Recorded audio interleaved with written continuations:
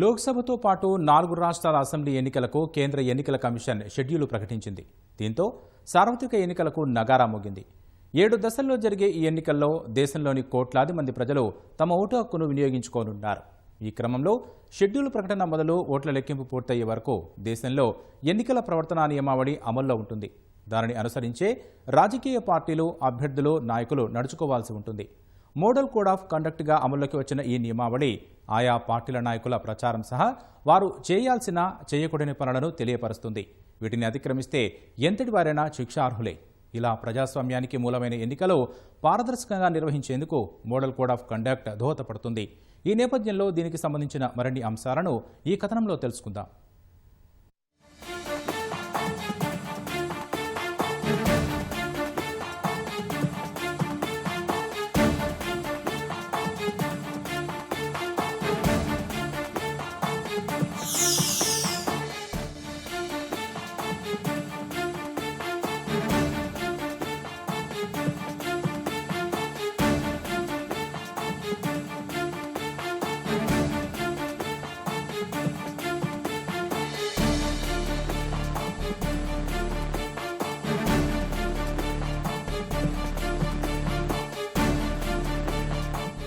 దేశంలోని 543 లోక్సభ స్థానాలకు 4 రాష్ట్రాల్లోని శాసనసభ ఎన్నికల నిర్వహణకు కోడ్ కూసింది. ఈసీ షెడ్యూల్ ప్రకటన వెంటనే దేశవ్యాప్తంగా ఎన్నికల నియమావళి అమల్లోకి వచ్చింది. ఎన్నికలు నిష్పాక్షికంగా జరిగేందుకు ఎన్నికల సంఘం రూపొందించిన నిబంధనల్ని ఎన్నికల నియమావళిగా పిలుస్తారు. మోడల్ కోడ్ ఆఫ్ కండక్ట్ గా పిలిచే ఈ నియమాల ఆధారంగానే రాజకీయ పార్టీలు, అభ్యర్థులు నడుచుకోవాల్సి ఉంటుంది.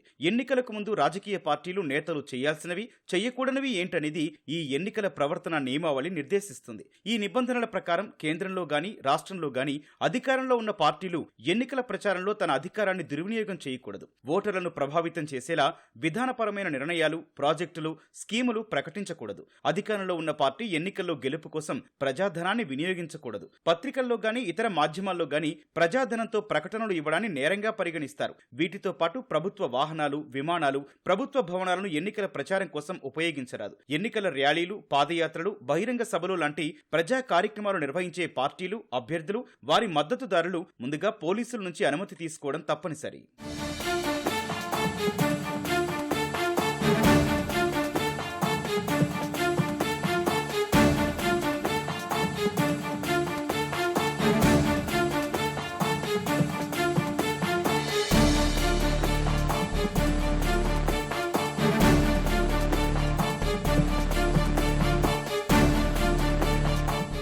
ఎన్నికల్లో గెలిపే లక్ష్యంగా చేసే ప్రచారాల్లో మతం, కులం పేరుతో ఏ రాజకీయ పార్టీ ఓట్లు వేయాలని అభ్యర్థించకూడదని ఎన్నికల నియమావళి నిర్దేశించింది. మత ఘర్షణలు రెచ్చగొట్టేలా, లేదా కులాల మధ్య చిచ్చు పెట్టేలా, లేదా భాష పేరుతో విద్వేషాలు రెచ్చగొట్టేలా అభ్యర్థులు లేదా రాజకీయ పార్టీలు ఎలాంటి ప్రకటనలు, వ్యాఖ్యలు చేయకూడదు. పార్టీలు లేదా అభ్యర్థుల విమర్శలు, విధాన నిర్ణయాలు, పథకాలు, కార్యక్రమాలు, గతంలో ప్రవేశపెట్టిన అభివృద్ధి కార్యక్రమాలకు మాత్రమే పరిమితం కావాలి.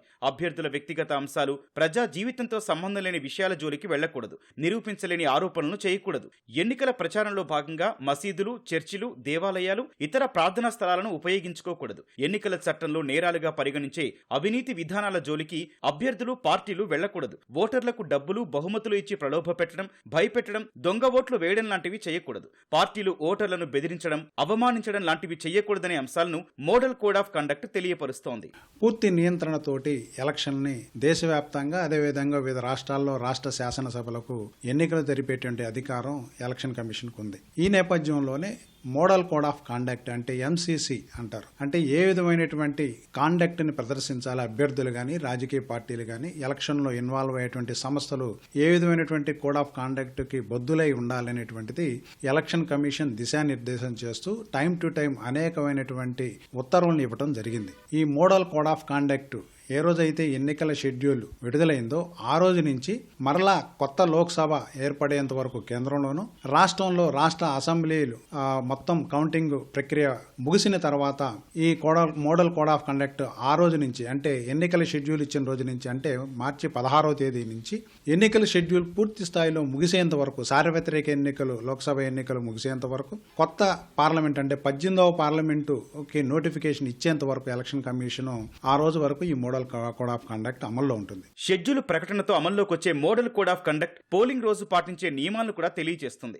ఈ నియమాల ప్రకారం పోలింగ్ రోజున మద్యం సేవించడం గానీ పంపిణీ చేయడం గానీ నిషేధం. దాంతోపాటు పోలింగ్ కేంద్రాలకు 100 మీటర్ల దూరంలో ప్రచార బోర్డులు ఏర్పాటు చేయకూడదు. పోలింగ్కి 48 గంటల ముందు ప్రచార కార్యక్రమాలు నిర్వహించరాదు. వీటన్నింటినీ సక్రమంగా అమలు, ఎన్నికల కార్యక్రమాలను దగ్గరుండి పర్యవేక్షించేందుకు ఎన్నికల కమిషన్ పరిశీలకులను నియమిస్తుంది. దీంతో పాటు కొందరు కేంద్ర రాష్ట్ర ప్రభుత్వాల ఉద్యోగులు ఎన్నికల కమిషన్ సిబ్బందిగా పనిచేస్తారు. పార్టీలు, నేతలు ఏ ఒక్క నిబంధనను అతిక్రమించినట్లు తేలినా ఎన్నికల సంఘానికి ఫిర్యాదు చేయొచ్చు. కోడ్ ఆఫ్ కండక్ట్ అమల్లోకి వచ్చిన దగ్గర నుంచి ఏ ప్రభుత్వ ఉద్యోగి కూడా ఒక పర్టికులర్ పొలిటికల్ పార్టీకి ప్యాటర్నైజ్ చేయడం అంటే పూర్తిగా నిషేధించడం జరిగింది. అంటే ఒక అభ్యర్థి తనకు నచ్చిన అభ్యర్థి ఉన్నాడనే ఉద్దేశంతో ఆయా ప్రభుత్వ ఉద్యోగి అతన్ని ప్యాటర్నైజ్ చేస్తూ అతని ర్యాలీలో పాల్గొన్నా, లేదు అతను సంబంధించినటువంటి పొలిటికల్ యాక్టివిటీ పబ్లిక్ ప్రచారం యాక్టివిటీస్లో పాల్గొన్నా కానీ వాటి మీద చర్యలు తీసుకోవటం జరుగుతుంది. ఒకవేళ ఈ విధంగా ప్రూవ్ అయితే, అంటే ఈ అధికారులు కానీ లేకపోతే ప్రభుత్వ ఉద్యోగులు కానీ ఒక పర్టికులర్ పొలిటికల్ పార్టీకి లేదా క్యాండిడేట్కి ప్యాటర్నైజ్ చేస్తున్నారు, ప్రచారం చేస్తున్నారని కనుక ప్రూవ్ అయిందనంటే వాళ్ళ ఉద్యోగాన్ని కూడా కోల్పోయేటువంటి ప్రమాదం ఉంది. కాబట్టి ప్రభుత్వ ఉద్యోగులు అన్బయాస్డ్గా ఉండాలి. ఎన్నికల కోడ్ అమల్లో ఉన్నందున అధిక మొత్తంలో నగదు చలామణి విషయంలో అధికారులు, పోలీసులు, టాస్క్ ఫోర్స్ సిబ్బంది ఇప్పటికే తనిఖీలు మొదలుపెట్టారు. రాష్ట్ర, జిల్లా సరిహద్దుల చెక్ పోస్టులను ఏర్పాటు చేసి వీటిని చేపడుతున్నారు. ఈ క్రమంలో నగదుకు సంబంధించిన తగిన ఆధారాలు, ధ్రువపత్రాలను వెంటే ఉంచుకోవడం ఉత్తమం. నిబంధనల ప్రకారం 50,000 రూపాయల వరకే నగదు తీసుకెళ్లేందుకు అనుమతి ఉంటుందని అధికారులు చెబుతున్నారు. కేవలం నగదు మాత్రమే కాకుండా బంగారం, ఇతర ఆభరణాలు భారీ స్థాయిలో తీసుకెళ్లినా ఇబ్బంది.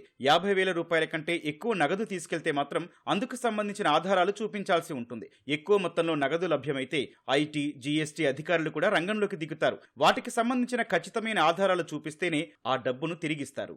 ఈ ఎలక్షన్లు సజావుగా జరిపేందుకోసం, ఎలక్షన్ ఎటువంటి ప్రలోభరహితంగా జరిగేందుకోసం, ఎలక్షన్ ఫ్రీగా జరిపేందుకోసం ముఖ్యంగా ఎలక్షన్ కమిషన్కి కొన్ని టార్గెట్స్ ఉన్నాయి. Free election, fair election, participative election, accessible election, inclusive, transparency and peaceful manner తోటి ఎన్నికలు నిర్వహించాలనేది ఉంది. అంటే స్వేచ్ఛగా అందరికీ సమానమైనటువంటి అవకాశాలను కల్పిస్తూ ఎటువంటి పక్షపాతానికి తావు లేకుండా అందరూ ప్రజలు ఈ ఎలక్షన్లో పార్టిసిపేట్ అయ్యే విధంగా, ఓటు ఉన్నటువంటి ప్రతి ఒక్కళ్ళు ఓటు హక్కును వినియోగించుకునే విధంగా ఇంక్లూజివ్గా అన్ని రకాల సెక్షన్స్ యొక్క ప్రజలని ఈ ఓటింగ్లోనూ అదేవిధంగా ఈ ప్రజాస్వామ్య ప్రక్రియలను భాగస్వామ్యం చేసేటువంటి బాధ్యతని ఎలక్షన్ కమిషన్ తీసుకుంటుంది.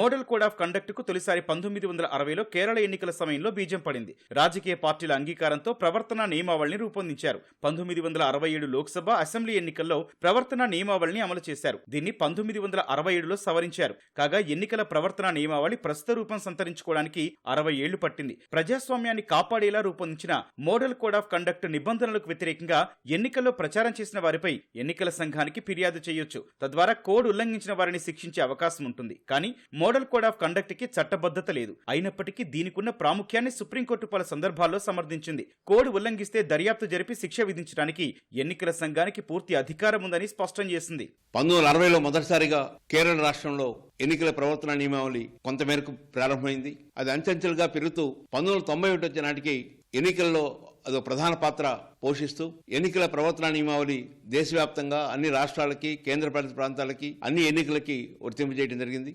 ప్రజాస్వామ్యాన్ని కాపాడేలా ఎన్నికల్లో జరిగే అక్రమాలు, శాంతి భద్రతలకు విఘాతం కలగకుండా, అధికార దుర్వినియోగం కాకుండా చేసే మోడల్ కండక్ట్ కు చట్టబద్ధత కల్పించాలని రాజకీయ విశ్లేషకులు కోరుతున్నారు. చట్టబద్ధత లేకపోవడంతో ఎన్నికల నియమావళిని అభ్యర్థులు, పార్టీలు సీరియస్ గా తీసుకోవడం లేదని అంటున్నారు. కాగా నియమావళికి చట్టబద్ధత కల్పించేందుకు మాజీ ప్రధాన ఎన్నికల కమిషనర్ ఎస్వై ఖురేషి తన పదవీ కాలంలో తీవ్రంగా కృషి చేశారు. నిబంధనలు ఉల్లంఘించే రాజకీయ నాయకులపై కఠిన చర్యలు తీసుకోవాలని సూచించారు. ఆ విధంగా అడుగులు పడితే ఎన్నికల ప్రక్రియ మరింత పారదర్శకంగా జరిగే అవకాశం ఉంటుందనేది రాజకీయ విశ్లేషకుల అభిప్రాయం.